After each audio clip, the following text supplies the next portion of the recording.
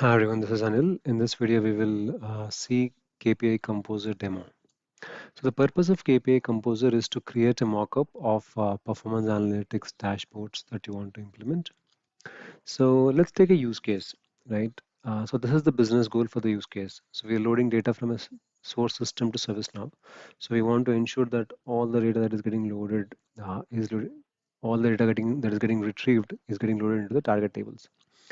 Now, the goal is to understand how is the data load performing, what records got loaded, which ones got failed, which of them got loaded partially, and are there any errors in the load process, right? And then coming to the critical success factors, like these are the ones which we want to like monitor and take action, right? In this priority, like priority 1, 2, 3. So here we need to ensure that no records gets missed out as part of the load. Action on the root cause if any records got failed or get failed so that in the subsequent runs we don't have the issue. And then now to meet this business goal and now to take action, what measurements have to be done? They are part of your KPIs or indicators. So here we have the first measurement is what data got loaded to staging, and next measurement is what data got loaded to target table, and then next is what data got loaded into the target table, which is install base, and then if you want to see the volume of errors during data load. So these are your measurements. And now this, whatever measurements we're doing, we want to group it based on status of the import set row, status of CIs, status of install base, and error types or groups. So these are your group bys. These are nothing but your breakdowns when you're actually creating indicators. Next will be the steps, right? First start by creating a project, then we define personas, then we create colors. I mean, this is an optional step, so if you want to have any colors defined for the uh, personas, then you can do that, and then you can create the group bys.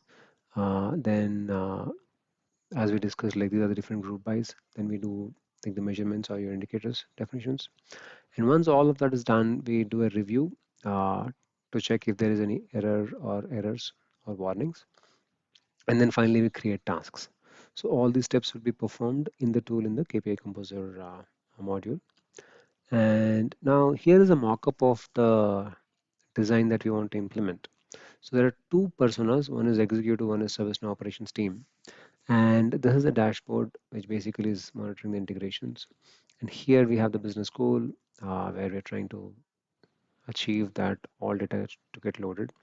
And then in the success factors, we want to review the data load, errors and failures. And then these are all the measurements, like the first stage where data get loaded into staging, and then into CMDB and into install base and any errors that are encountered during the load. And then each of them has a corresponding group by, like the staging table has status as a group by, and then CMDB has CI status, install base has product inventory status, and then finally uh, the errors have a status based on the error type on the or the error groups. So this is the uh, design we're trying to implement in KPI Composer. Now let's go to the platform. So here we have to install a plugin called KPI Composer. That's the first step. So this is a plugin name, SN underscore KPI underscore Composer.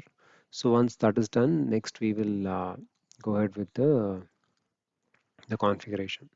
Right. So first we'll create a project. So this is the project monitor and integration. So let's look at that. So here we give a name, we give a description, we give an objective, and that should be sufficient at this level. We don't have to do any entities or that configuration at this point. So once we create a project, we go to KPI Composer, we will look for the project, we'll open it, and here we do the definition. So there are 4 stages in this. There is analysis, data, dashboard visualization, data definition, and review. In the analysis, we create all those different layers. The first one is the business goal. Next is the critical success factors. And then after that, your measurements at the 3 stages. So as you can see here, right? So you can drag and drop this on this canvas and it automatically comes up for you to edit this, right? For example, here, if you see the business goal, which is all data to get loaded. That's the goal.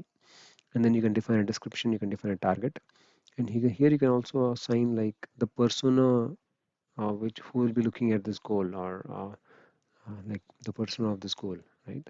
So in this case, it is both of them, executives and operations. So you can mention that, and if you want to define any responsibility here, you can do that. And if there's any contact, also you can do it. And once that is done, you can also add this to a library if you want. So if you want to reuse it on multiple projects and so on, you can do that. So that's the first step. Next is the creation of critical success factors.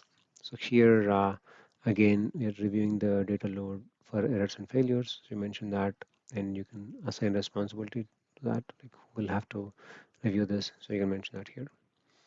Uh, and then again, even here also we can define the personas. So in this case, the error review is only done by operations team.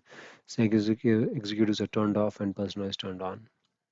And similarly, see a trend of data load. This is for executives. So you can see that the executives turned on and operations is turned off. And then you have the individual measurements. So data load to staging, here again, both of them will be interested. So you mention that here.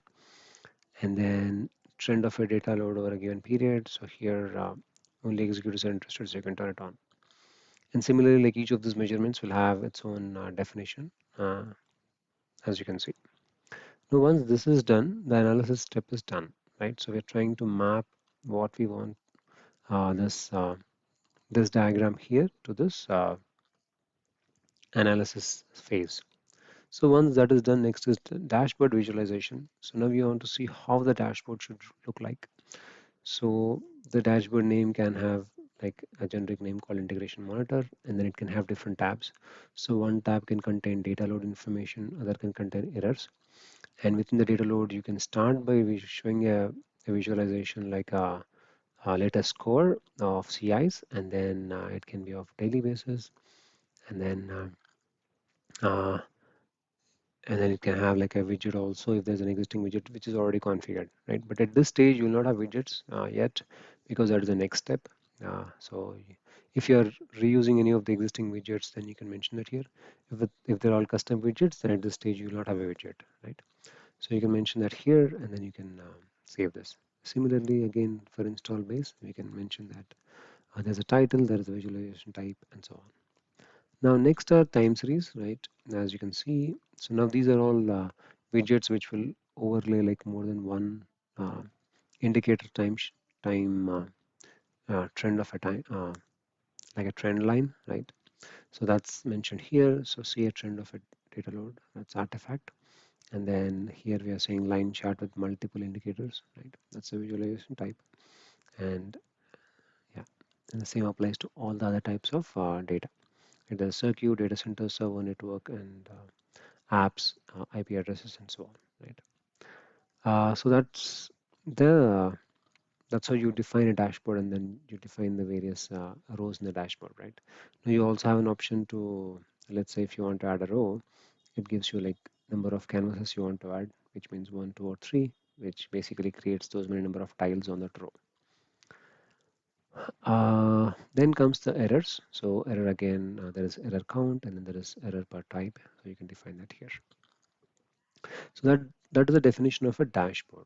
Next is data definition. So now we have defined in analysis phase like what is the goal, what are the critical success factors, and what are we trying to measure.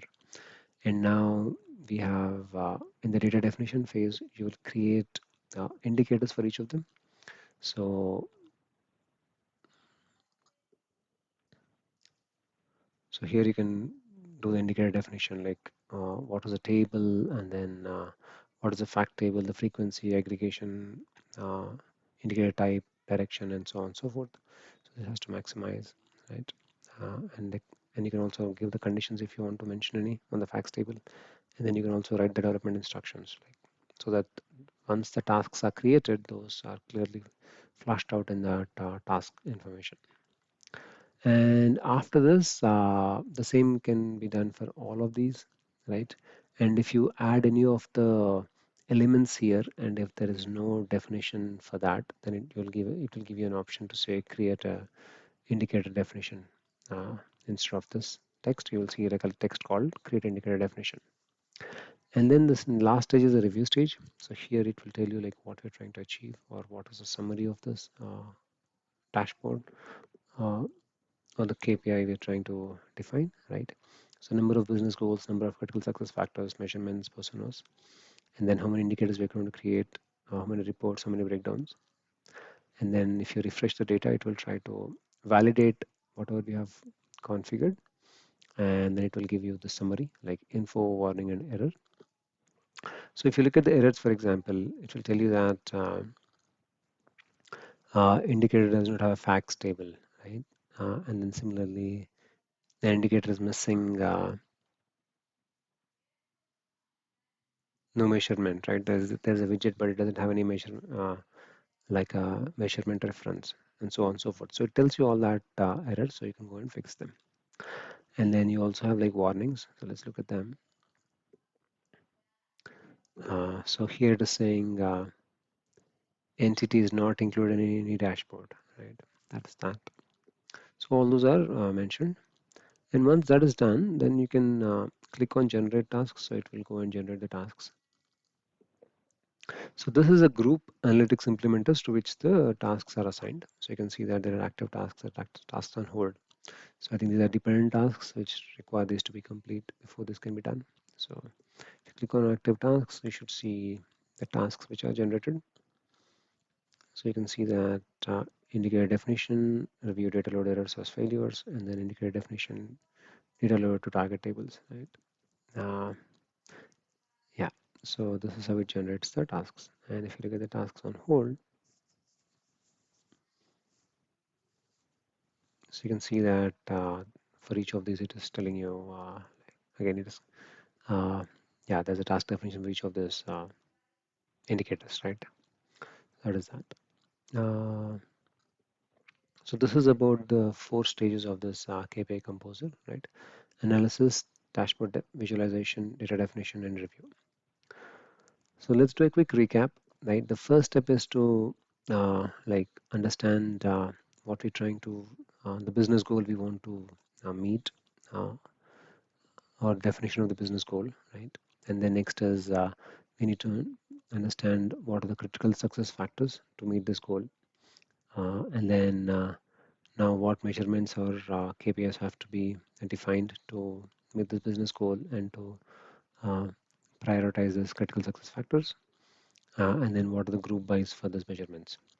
So once that is done, next is you have to follow the steps like create a project and then define persona and then create group buys, add measurements, and then review and get the tasks created, right?